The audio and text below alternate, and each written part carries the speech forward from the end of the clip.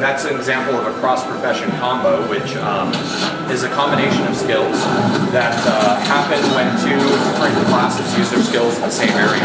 And those are things for players to kind of go out and discover.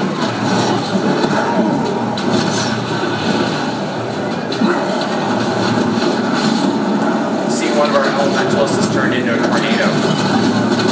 And it's kind of knocking those creatures around.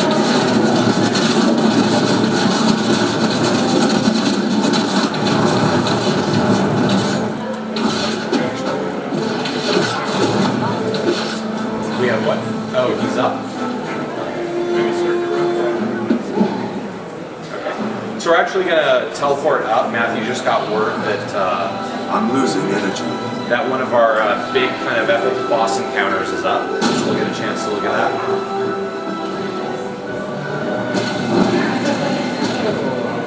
So this is the Shatterer. He's a minion of one of the Elder Dragons. So one thing to point out, he is not an Elder Dragon. We've mentioned the Elder Dragon several times, so he is not the largest thing that you will fight in Guild Wars 2. The Elder Dragons are actually much, much bigger than him. So another thing to point out, this is the sort of encounter that you usually see hidden away in a dungeon somewhere. You'd see it only for certain elite players to get to it, that sort of thing. These are the sort of things that we want all our players to experience. And you can look, can you back up a little bit, man? You get an idea of how many people are here.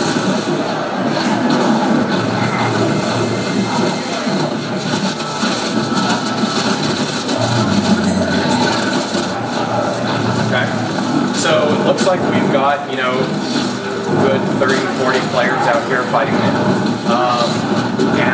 You know, again, this is an event, so they're all getting credit. Matthew actually just got put down. When you get to 0 health in Guild Wars 2, you actually go into a mode where you can fight your way back up out of the ground. You get a few skills. If you're able to defeat an enemy while you're on the ground, you'll automatically get back up. You'll see another player is actually trying to heal him back up.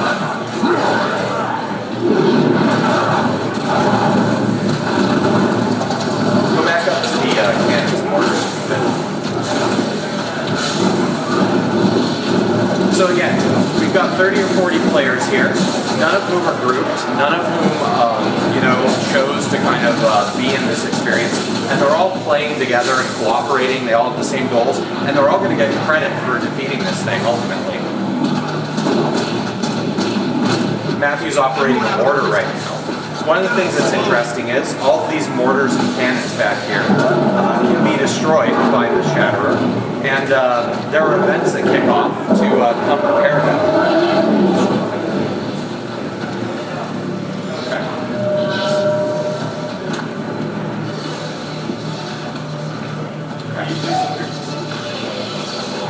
Yeah. So why don't we go to a place that's a little bit more. So I think that's just about all time we have for you today. Do you guys have any questions about anything?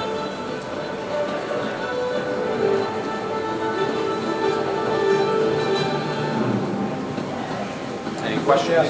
Yeah, in Guild Wars 1 you have the heroes. You can support you. No, so we don't have heroes in Guild Wars 2. A big part of the reason for that is we kind of just don't need them.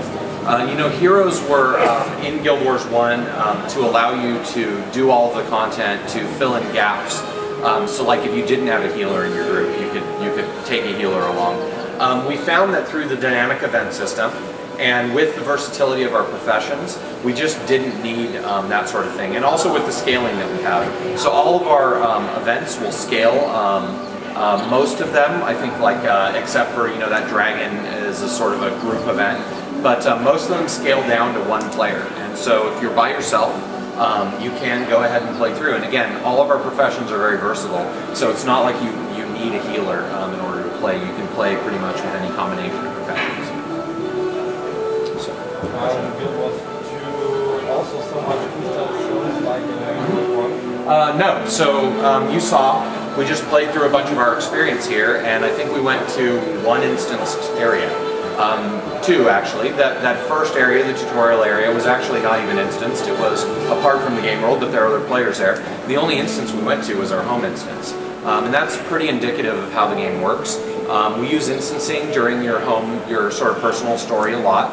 But for the most part, you're in areas like this that are totally persistent. You're in areas like that where the Dragon, where 50 players can very easily come together and participate in an event, that sort of thing. So yeah, it's a fully persistent area. Yep. Well, thank you. Yeah. So an interesting thing is, in Guild Wars 1, a lot of people thought that the reason we didn't charge a monthly fee was because we weren't fully instanced. That actually is not true at all. It's actually, server-wise, it's no more of a drain on our servers to be a massively multiplayer, completely persistent world. We just didn't like a lot of it was kind of a design choice. We didn't like the fact that players could go out and brief each other and all of that sort of thing. But for Guild Wars 2, we found out some ways around that, with giving players persistent goals, the way we distribute loot and things like that. We get rid of a lot of the conflict that you get in other MMOs that maybe turns some players off from MMOs.